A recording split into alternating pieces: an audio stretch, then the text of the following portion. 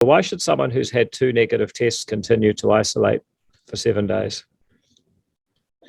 Well, we're following the public health advice on the potential infectious period. And again, it is probably a question for health, because we're following the guidance of health. If we look at the data that health have provided us just in the last few days to lower the timetable from 10 days to 7 days, it was based on international experience in particular. I leaned quite heavily on the international comparisons that health provided in terms of the period in which household members have become infected. And the bulk of those from international experience, and by that I mean sort of the vast majority, were picked up in that 7-day period. But again, I mean, I wouldn't invite the Director General to add. Well, can I cut in and ask you, Minister? I mean, we know you've got advice that it's 7 days from the Director General, but with respect, it's your job to weigh up a couple of other things. Number one, are you going to get compliance? Because there's lots of anecdotal evidence and some data in terms of scanning and testing data that actually, if you make the restrictions too onerous, people don't comply, and it's self-defeating. And second of all, if people do comply, then you end up decimating. I talk to people in hospital. I talk to people in supermarkets. They say they can't keep up, but it's actually worse in hospitals. So, what have you done to balance that advice against the fact that you've got massive non-compliance, it would appear, and certainly massive shortages of people all through the economy? And how do you balance that against any restriction and spread? And finally, there's the infectious period for an individual. But if an individual has tested negative twice, have you considered and have you had advice that maybe that means they don't have COVID? Well, the evidence the member purports to produce is contradictory. On one hand, he's saying that people aren't complying and therefore they're out and about anyway. And on the other hand, no, look, different people react differently to rules. You can understand that. You can't really have it both ways. Well, you can, because different people behave differently. Can you please address the question? You're smart enough to understand that different people will react differently to rules, and you've got to weigh up how many of each and what the overall effect is. Don't allow me to interrupt the speech. If you'd like to continue, if he wants an answer, I'm happy to give him one. Well, you were giving an answer, but I was asking for a better one. Well, if the member can hold his breath for just a moment, I could probably give him a full answer to his question. One of the difficult balancing things that we have to consider here is the lowering the isolation period potentially increases the number of people who become infected by people being out and about in the community whilst they are infectious. So you end up with people having to isolate for less time, but more people having to isolate. So it doesn't necessarily solve the problem, which I think we all acknowledge that or the challenge, which I think we all acknowledge is there, that the more people are isolating, the more pressure that puts on, supply chains and on businesses and so on. And so getting that balance right between trying to make sure that we're isolating people for as long as we need to reduce the people who get it, and whilst also making sure that we're not isolating for too long, has been, the key consideration here. So we've heard a little bit through the session about some of the shortages of rapid antigen tests. I think it was Elizabeth Carey even said that there'd been some conflict in pharmacies because people are desperate to get them. I just wonder, the Australians have got 27 rapid antigen test types that are 90 or 95% accurate or more. What stops you from just signing an order saying if it's approved by the TGA in Australia, New Zealanders can import them? I mean, do we have questions around the Australians' methods, or are we too proud to copy them? What's the story there? My understanding is that some of the claims made about the accuracy of some of those tests is based on the manufacturer's own data. And we have a different process, which is that we do require a more rigorous assessment of the efficacy of some of those tests. And we have a minimum 80% efficacy threshold for the approval of tests in New Zealand. We've got the people on the call who are leading that process. If you wanted to get a more detailed explanation of that from them, I'll leave it to you. But I'm happy for that. Well, so just to be clear, if the Australian government puts on its website this test is 95% sensitive, and they've got 18 tests that they've done that before, we are so distrusting of the Australian government, we're worried that it might in reality be less than 80%, so we don't trust them. I have seen reports out of Australia that concern about the accuracy of some of the tests that have been in use in Australia have been being reported in the media.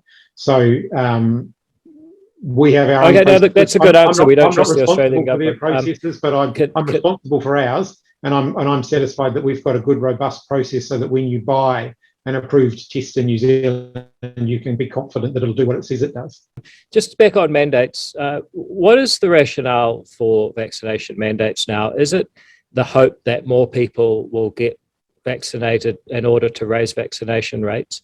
Is it that separating vaccinated people from unvaccinated people will reduce transmission?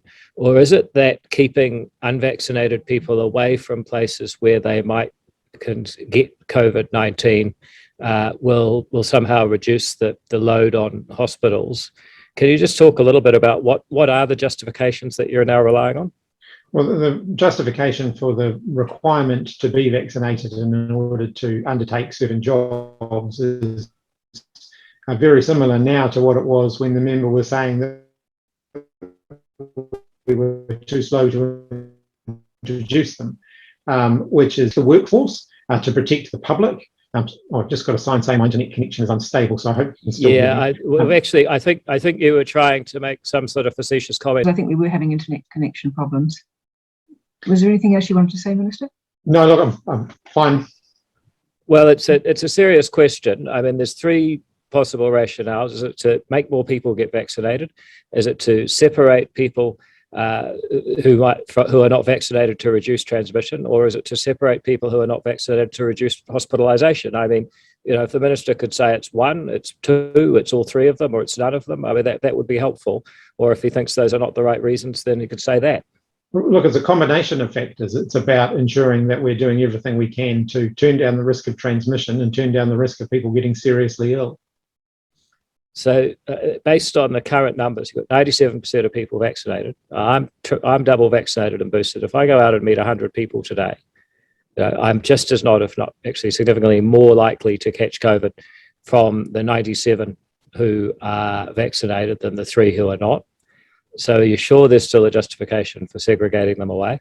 And those people, they can still go and catch it at the supermarket. So are you sure that excluding them from the workplace, are you sure that excluding them from education, for example, is worth it for the gains that you're getting? Well, I mean, what I can absolutely provide a reassurance on is that we keep those requirements under constant review.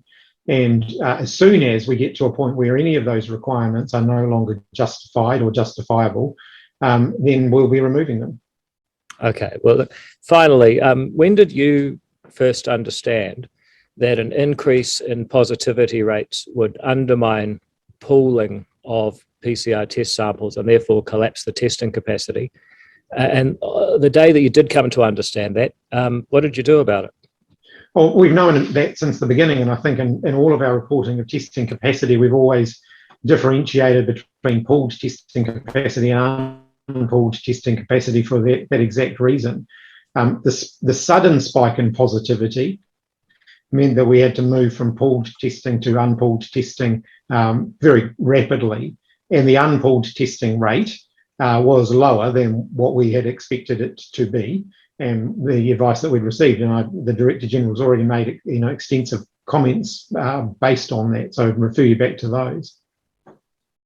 So in other words, when you said there was capacity for 58,000, people were supposed to be aware that actually that was a pooled rate, and in reality there would be an unpooled rate and it wouldn't be able to meet that. Look, not in every interview, you don't put all of the, including in this meeting, you don't put all of the bylines or every precondition on every potential data figure that you provide. Otherwise, you'd be qualifying every statement all of the time. But we have, in our communications, endeavoured to differentiate between the pooled capacity and unpooled capacity. I'm not saying that fair enough. Just every possible comment, though. Just finally, I know we're nearly out of time, and given the technical nature of that issue, it is a pretty major failing that a lot of people have been upset about. Would you have any objection to yourself or Dr. Bloomfield doing a special session with the committee to talk about that if the committee requested it? Well, that would be a matter for the committee to decide. Yeah. Well, no, but just asking if it was requested, would he have any objection to it? Oh, look, we're always in the committee's hands, but we could certainly provide some more information on what happened there and background information if that would be useful to the committee. Okay. Yeah, sadly, the committee voted not to hear from you, but nevertheless. Okay, thank you, David.